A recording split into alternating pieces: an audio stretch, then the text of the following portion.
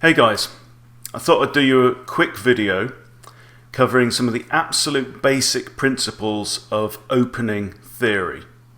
So I think for many players below 1,000 trying to get above 1,000, you don't have to remember a bunch of openings. You really don't have to do it, because the theory, if you understand the principles of openings, that will take you a long way, okay? And right now, for this first introduction to openings, I just want you to remember three principles. And they are, number one, develop your minor pieces out into the board. Number two, castle your king to safety. And number three, connect your rooks. That's all I want you to remember right now. And let's go over some of the ideas of why these matter. Okay, I think it's really important. So we'll start with developing your minor pieces out into the board. So your minor pieces are your knights and your bishops. And here's the thing, okay, so for now, let's just mark on the board which squares are controlled by our minor pieces, right? So we'll start with this knight here, okay? And I'm going to mark in blue the squares that knight controls. That's any square that piece could land on in its next move, whether it's or defend. So whether it's occupied by another piece or not doesn't matter. This bishop is on that one and also on d2. This bishop is controlling those two, and finally this knight, e2 again, and that, right? So what can we tell? We've got 1, 2, 3, 4, 5, 6, 7, 8 squares on the board that are controlled by the minor pieces.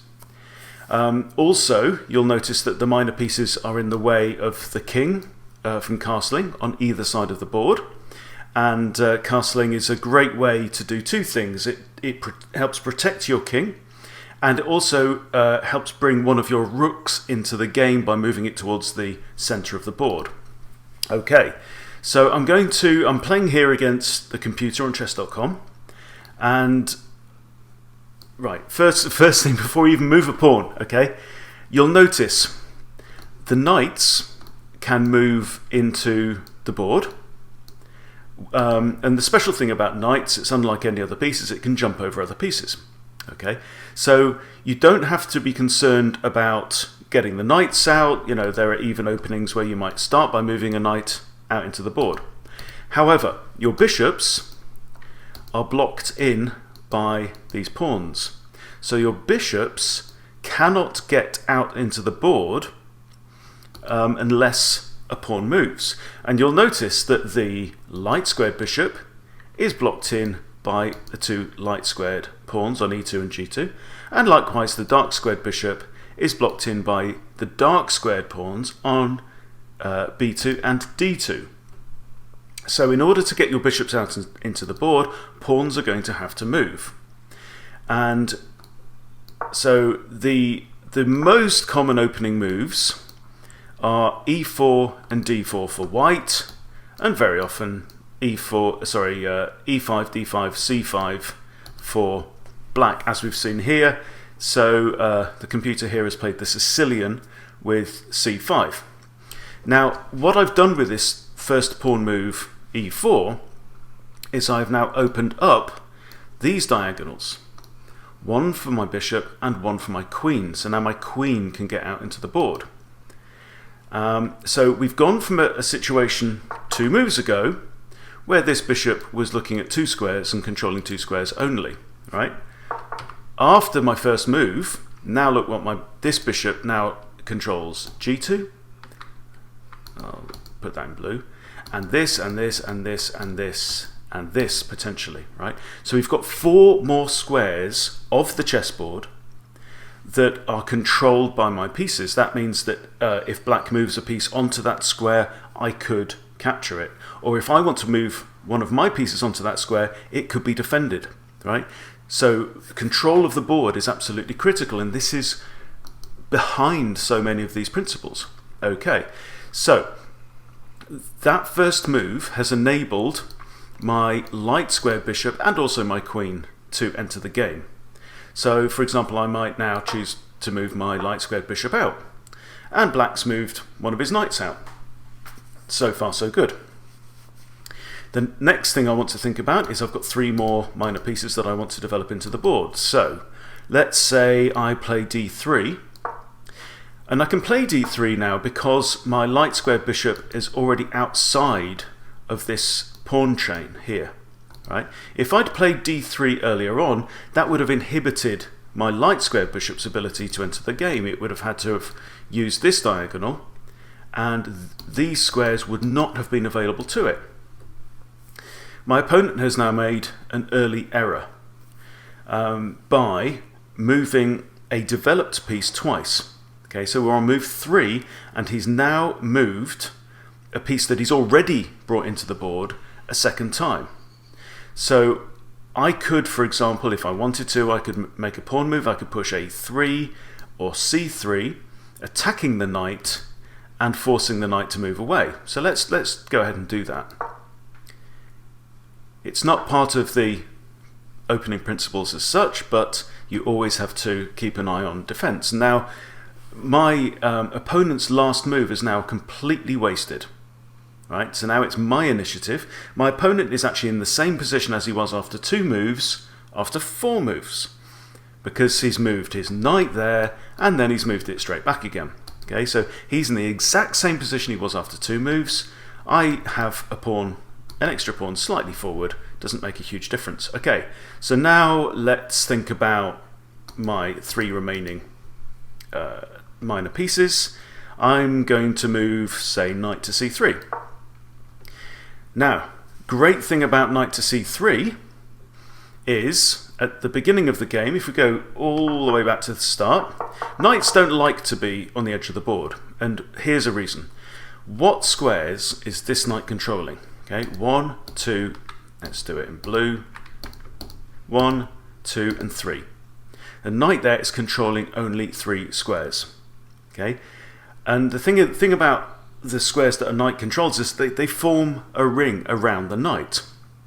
So when a knight is on the side of the board or in the corner or anywhere actually outside of this central quarter of the board, these central 4x4 squares, if the knight is not in those 4 squares, then some of the potential squares that it could control are actually off the board. So that's why right now this knight is controlling 3 squares and all the rest aren't part of the game. Okay, so let's go back to our starting position, or latest position. So here my opponent has moved his knight a 4th time, and he's attacking my bishop now. So I'm going to respond to that. I'm just going to drop my bishop back to a2. Okay, this is not a bad move at all. The bishop is still controlling a nice diagonal. Okay, so that's 1, 2, 3, 4, 5, 6 squares controlled by the bishop. If the bishop was right in the middle of the board, say there, it could be controlling a few more. But this is okay. This is okay for the bishop. So, where are we? We've got 2 minor pieces out in the board. I've got 2 minor pieces left to develop. So, let's bring out our other knight. Let's say knight to f3. There's no immediate threat. And now black has moved his queen out. Now, many times, moving your queen out into the board before you've developed your minor pieces can be a mistake. And one obvious tactic that I spot here is it now allows me to develop my final minor piece. I brought my bishop out there to g5, attacking the queen and forcing the queen to move again. And this is one of the problems. Your queen is such a valuable piece that if your opponent is permitted to develop a piece and attack the queen has to move. Right? You cannot trade off your queen earlier on in the game, or you'll be at a significant disadvantage.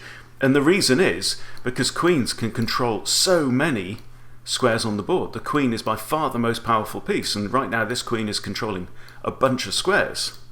Okay, that's why the queen's so important in the game. So this queen's had to move again. So now I have 1, 2, 3, 4 minor pieces out in the board. My opponent has developed a knight, which is stuck on the side of the board, which is not good. The principle is knights on the rim are dim. Okay. Now it has to be said that all of these principles can be broken. Okay, so I mean, not necessarily saying they should be broken all the time, but there are cases where you can go against principles for tactical reasons. So that said, my minor pieces are now all out in the board. That is step 1 complete. Okay, minor pieces out in the board. Second phase, castle. So let's look at the board. Are there any threats? This knight could come to here or here. No good, because they're both controlled by pawns and also both controlled by my light squared bishop, so that knight has no future moving forwards right now. This queen is hampered. She can't go here because it's controlled by a pawn and a knight. Can't go here because it's controlled by a knight. Can't go here or here because of my bishop. Can't go here because of my other bishop. So this queen is facing an uncertain future at this point in time. So I'm going to go ahead with phase 2 and castle. Now I've got an option here. I could, for example, move my queen to one of these squares and then I could castle either side. But for now, let's say we're just going to castle kingside, which is slightly more common, somewhat more common than castling queenside. Okay, my opponent has now developed a second minor piece, but you'll notice, look at my opponent's development. I have now pretty much completed development. My opening is over. Okay, my opponent has a dark squared bishop that's preventing the king from castling kingside. The dark squared bishop can't move out that way, and it could move one square that way, but it's currently penned in by its own queen and its own pawn. This light squared bishop is even worse. This light squared bishop cannot move at all right now, because it's still got 2 pawns in the way. And the reason for that is because my opponent wasted time messing around with this knight that's moved, what, 4 times, 5 times now, 4 times, and then the other knight's moved once, and moving the queen out, which I was able to kick around and gain what we call tempo that way. So tempo means that you force your opponent to have to respond and to play a move that maybe they don't want to do, and so they waste a move by having to respond to what you've done, and because of that they don't spend a move developing. Alright, so we're nearly done. So it's now time for the final step in the opening, which is to connect the rooks. And what this means is, right now, these rooks can't see each other. The queen is in the way. Okay. Now, if I move, say, queen to d2, then now my rooks can see each other. They can also protect each other, so they've got each other's backs. My opponent's made, it's a reasonable move. It's one way of getting the light squared bishop out into the board, but now you can see that my development is complete. My opponent's development is behind. So now you can see that because I've completed development, I am now able to start thinking about attacks. I'm able to start thinking about making life difficult for my opponent, and my opponent is still on the defensive because, for example, his king's not safe. He's made too many pawn moves. He's moved 3 pawns straight out into the board, and there are simply gaps. So that queen attack has, for example, allowed me to capture a piece. And now, let's say, what else can we do? I can attack the king, moving the king out into the board. And now you can see the danger that black is in, all because I've finished my development before he's done it. So, you know, I've just got so many more options. So this game is now very easily winnable for me. There we go. What should we do now? See, I've just got so many choices compared to black. I can't really defend this knight now. I could have done if I'd left my queen here, but I was going in for an attack there with the queen. So it's just a very, very comfortable situation to be in, to be honest. I'm going to push a pawn now, And now you can see very much I'm on the offensive here, I'm on the attack, and black is just going to be struggling to get any kind of foothold in this game. I can't take that piece right now because the queen's defending it. So let's see what else can we do. I'm going to increase the pressure with that. Alright, there we go. So I've got an option maybe of a... How does that look? That's alright. Let's check the king. Just keep the pressure on. This pawn's undefended. And the reason that you get undefended pieces is because the pieces aren't controlling enough of the board. It's as simple as that. Right, move the knight back. And let's throw in a check. And this is just easy chess now. Easy, straightforward moves. Very little to do.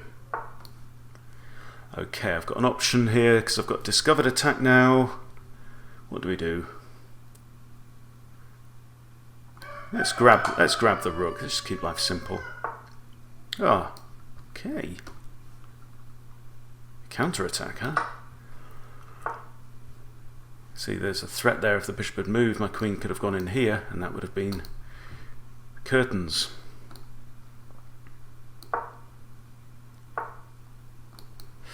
I'll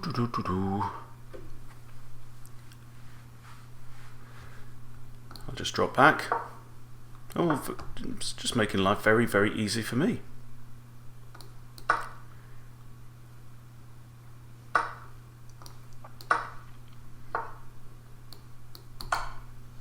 So that's come with check. And let's come in here now. Lots of dangers, lots of threats. And I think that's the end of the game. There you go. So there's your opening principles. Get your minor pieces out into the board, castle your king, connect your rooks, and you've given yourself an advantage. If you're a beginning player, please, please, please focus on those three things, okay? Of course, never forget your king's safety. Of course, never ignore threats. Don't just plow ahead with your ideas and ignore your opponent's ideas. That's foolish, right? But please remember those opening principles, and I promise you it will accelerate your chess and you'll do better. See you next time.